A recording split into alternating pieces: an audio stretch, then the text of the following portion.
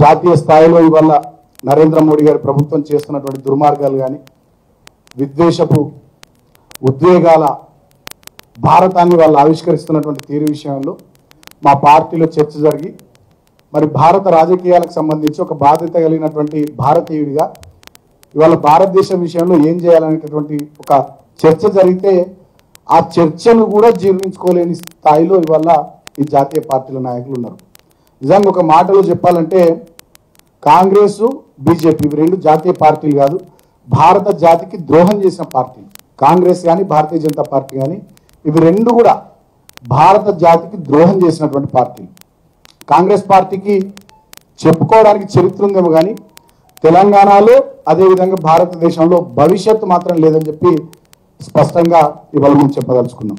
TRS party జాతీయ రాజకీయాలకు సంబంధించి చర్చ అనగానే ఇవాళ ఈ రెండు జాతీయ పార్టీలకు 104తో ఫీవర్ మొదలైంది. దాంతో వెన్నులో వణుకు షురు అయింది. ఇష్టం వచ్చినట్టుగా పిచ్చి పిచ్చిగా మాట్లాడుతున్నారు. ఇవాళ కాంగ్రెస్ పార్టీ నాయకులు ముఖ్యంగా రేవంత్ రెడ్డి ఆయన మాటలు, ఆయన తీరు, ఆయన పద్ధతి, ఆయన ప్రవర్తన చూస్తుంటే ఖచ్చితంగా మనకు అర్థమవుతా ఉంది. ఆయన వ్యవహార శైలి గతంలో చంద్రబాబు నాయుడు శిష్యుడిగా చంద్రబాబు నాయుడు దగ్గర బ్రోకర్ పనిచేసినటువంటి ఈ జోకర్ కాంగ్రెస్ నాయకులు మాట్లాడుతున్నటువంటి తీరును చూస్తే వీళ్ళ మీద రకరకాల అనుమానాలు వస్తున్నాయి. కాంగ్రెస్ పార్టీని హోల్సేల్గా భారతీయ జనతా పార్టీకి అప్పచెప్తారా, భారతీయ జనతా పార్టీ కోసమే వీళ్ళు ఇవాళ పనిచేస్తున్నారా అని చెప్పి ఆ రకమైనటువంటి అనుమానాలు కూడా వస్తున్నాయి. ఎందుకంటే వాళ్ళు భారతీయ జనతా పార్టీని తిట్టుడు వాళ్ళకి చేతనైతలే. స్వయంగా సోనియా గాంధీకి, రాహుల్ గాంధీకి ఈడీ నోటీసులు ఇస్తే దిక్కు దివాణం లేదు. ఇవాళ భారతీయ జనతా పార్టీ దేశంలో చేస్తున్నటువంటి దుర్మార్గాల మీద కాంగ్రెస్ పార్టీ పోరాటం లేదు. ఢిల్లీలో ఒక మంత్రి సత్యేంద్ర జైన్ ఆయనను తీసుకొని పోయి జైల్లో పెట్టిరు. మహారాష్ట్రలో నవాబ్ మాలిక్ ఆయనను తీసుకొని పోయి జైల్లో పెట్టిరు. శివసేన ఎంపీ సంజయ్ రౌత్ వాళ్ళ బంధువులందరి మీద దాడులు, హేమంత్ సోరెన్ జేఎంఎం సీఎం మీద కేసులు. ఇట్లా ప్రతిపక్ష పార్టీలు, ప్రాంతీయ పార్టీలు అన్నటువంటి భేదం లేకుండా అందరి మీద దుర్మార్గంగా వ్యవస్థలన్నింటినీ కూడా పిచ్చి కుక్కల్లాగా ఉసిగొల్పుతున్న ప్రధాన ప్రతిపక్షంగా ఈ దేశాన్ని 50 ఏళ్లకు పైగా పరిపాలించినటువంటి పార్టీగా కాంగ్రెస్ పార్టీ పోరాటం లేదు, కాంగ్రెస్ పార్టీ ఆరాటం లేదు. అది చూసి చాలా మందికి వాళ్ళ దేశ ప్రయాణికానికి అనుమానం వస్తుంది. కాంగ్రెస్ పార్టీ సరెండర్ అయిందా భారతీయ జనతా పార్టీకి ఏందనేటటువంటి అనుమానాలు వస్తున్నాయి. అధ్యక్షురాల మీద ఈడీ నోటీసులు ఇస్తే, మాజీ అధ్యక్షుడి మీద ఈడీ నోటీసులు ఇస్తే మొత్తం వాళ్ళ ప్రభుత్వాలని కర్ణాటకలో పడగొట్టి, మధ్యప్రదేశ్లో పడగొట్టి, రాజస్థాన్లో పడగొట్టే ప్రయత్నం చేసి నిన్నటికి నిన్న కర్ణాటక రాష్ట్రంలో కానీ, రాజస్థాన్ రాష్ట్రంలో కానీ, మహారాష్ట్రలో కానీ రాజ్యసభ ఎన్నికల విషయంలో కూడా భారతీయ జనతా పార్టీ ఇష్టారీతిన వ్యవహారం చేస్తూ ఉంటే దానికి దీటుగా కాంగ్రెస్ పార్టీ పోరాటం ఎక్కడ, కాంగ్రెస్ పార్టీ ప్రయత్నం ఎక్కడ? కాబట్టి ఇవాళ దేశ ప్రజానీకం కాంగ్రెస్ పార్టీని అనుమానిస్తున్నారు. కాంగ్రెస్ పార్టీ అగ్రనాయకత్వం కాంగ్రెస్ పార్టీ ఇవాళ బీజేపీకి సరెండర్ అయిందా అని చెప్పి ఇవాళ అనుమానిస్తున్నారు. అటువంటి ఇవాళ కాంగ్రెస్ పార్టీ వాళ్ళు కేసీఆర్ గారి మీద మాట్లాడడం అంటే అంతిమంగా ప్రజలు నవ్వుకున్నాడు తప్ప దాంతో ఇంకోటి ఏది కూడా అయ్యేది లేదు, పోయేది లేదు కాంగ్రెస్ పార్టీతో అని చెప్పి తెలియజేస్తున్నాం. అదేవిధంగా ఇవాళ కాంగ్రెస్ పార్టీ నేను ఇందాక చెప్పినట్టుగా రేపో మాపో అన్నట్టుగా కొన ఊపిరితో కొట్టుమిట్టాడుతూ ఐసీయూలో ఉంది. భవిష్యత్తులో రాబోయే అతి కొద్ది రోజుల్లోనే ఈ దేశంలో కాంగ్రెస్ పార్టీ అంతిమయాత్ర, టీఆర్ఎస్ పార్టీ జైత్రయాత్ర దేశవ్యాప్తంగా ఖచ్చితంగా కొనసాగుతుందని చెప్పి సందర్భంగా తెలియజేస్తా ఉన్నా. టీఆర్ఎస్ పార్టీ జాతీయ స్థాయిలో ఏం చేయాలని చెప్పి ముఖ్య నాయకుల సమావేశంలో చర్చ జరుగుతుంది అనగానే ఈ డబుల్ ఇంజన్ మాటలు మాట్లాడేటటువంటి వాళ్ళల్లో గుబులు కూడా మొదలైంది భారతీయ జనతా పార్టీలో. హెడ్ మీద క్రాఫ్ లేని వాళ్ళు, హెడ్ మీద క్రాఫ్ లేని భారతీయ జనతా పార్టీ నాయకులు టీఆర్ఎస్ గ్రాఫ్ గురించి మాట్లాడుతున్నారు. సిగ్గుచేటు. టీఆర్ఎస్ పార్టీ సొంత కాళ్ళ మీద నిలబడి నిలిచి గెలిచిన పార్టీ టీఆర్ఎస్ పార్టీ. కార్పొరేట్ కాళ్ళ మీద కుంటుతున్నటువంటి పార్టీ భారతీయ జనతా పార్టీ. అలాంటి భారతీయ జనతా పార్టీ వాళ్ళ కార్పొరేట్ల కోసం బతుకుతూ దేశ సంపదను, దేశ వనరుల్ని, దేశ ఆదాయాన్ని అంబానీ అదానీలకు దాచిపెడుతూ వాళ్ళ ప్రాపకం కోసం పడిగాపులు కాస్తూ కొట్టుమిట్టాడుతున్నటువంటి పార్టీ ఇవాళ భారతీయ జనతా పార్టీ. అంబానీకి, అదానికి దేశ సంపద, దేశ వనరులు, దేశ ఆదాయాన్ని అప్పచెప్పి దేశ ప్రజానీకం మీద లక్షల కోట్ల అప్పులు ఇవాళ దేశ ప్రజానీకం నెత్తి మీద పెట్టినటువంటి పార్టీ భారతీయ జనతా పార్టీ. వాళ్ళది బీజేపీది ఒక మాటలో చెప్పాలంటే ఢిల్లీలో తుగ్లక్ పాలన, తెలంగాణ గల్లీలో తుగ్లక్ వాదన. ఢిల్లీలో తుగ్లక్ పాలన, తెలంగాణ గల్లీలో తుగ్లక్ వాదన తప్ప భారతీయ జనతా పార్టీ నాయకులు ఇంకోటి లేదని చెప్పి సందర్భంగా నేను తెలియజేస్తా ఉన్నా.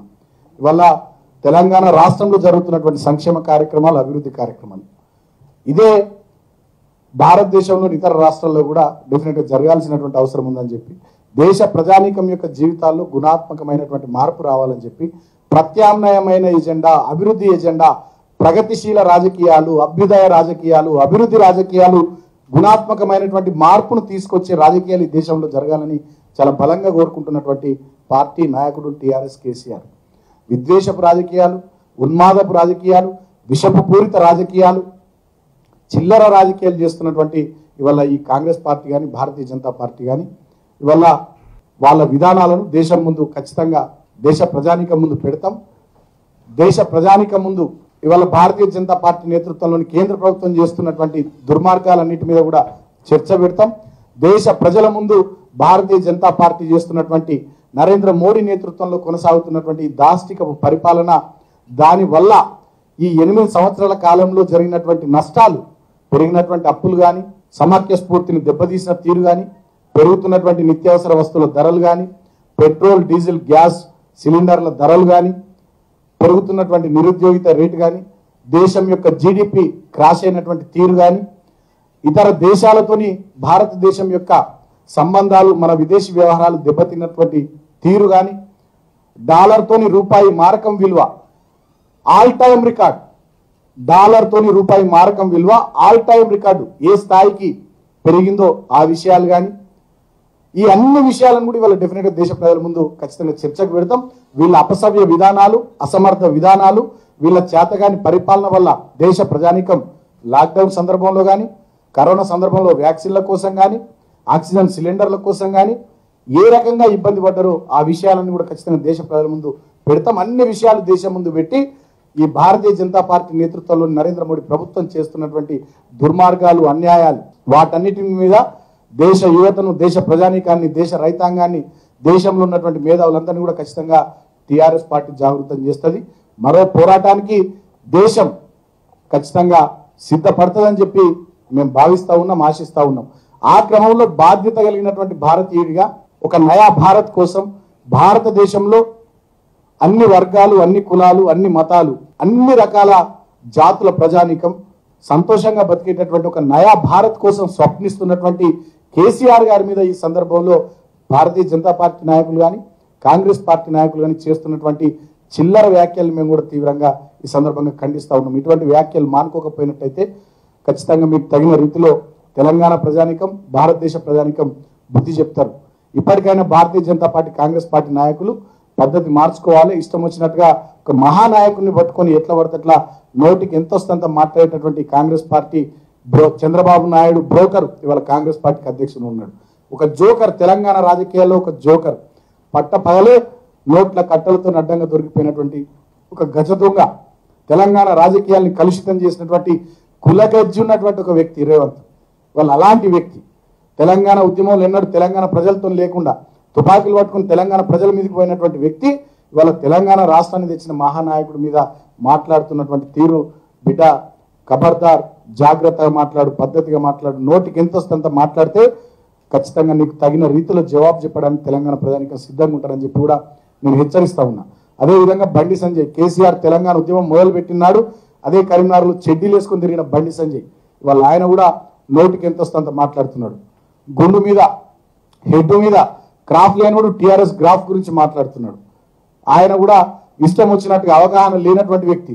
పట్టుమని 4 ఇంగ్లీష్ ముక్కలు మాట్లాడరాదు, 2 హిందీ ముక్కలు మాట్లాడరాదు, సబ్జెక్ట్ మీద అవగాహన లేదు, చదువుకోలేడు, దౌడ తమ్మాకు వేసుకొని మాట్లాడు తప్ప, ఉన్మాదపూరిత వైఖరితోని విద్వేషాలని రగిల్చే మాటలు తప్ప కన్స్ట్రక్టివ్ మాట ఒక్కటి కూడా మాట్లాడినటువంటి చేతగానటువంటి వ్యక్తి. మీరు ఇష్టం వచ్చినట్టు ఇట్లనే నోరు వారేసుకుంటే రాబోయే రోజుల్లో మీ పార్టీలకు పుట్టగతులు లేకుండా పోతే ఈ దేశంలో తప్ప ఈ కుక్కలు ఎన్ని మొరిగినా, ఈ పిచ్చి కుక్కలు ఎన్ని అడ్డం వచ్చినా, ఎన్ని ఆటంకాలు సృష్టించాలని ప్రయత్నాలు చేసినా మేము ఎంచుకున్న తోవ, మేము తీసుకున్నటువంటి నిర్ణయం, ఈ దేశ ప్రజానీకం కోసం మేము పోయేటటువంటి బాట డెఫినెట్గా అది ముందుకే మా అడుగు పడుతుంది తప్ప వెనుక పడదని చెప్పి సందర్భంగా తెలియజేస్తూ, హాయ్ ఫ్రెండ్స్, మా టుడే టుమారో యూట్యూబ్ ఛానల్ చూస్తున్నందుకు చాలా థ్యాంక్స్.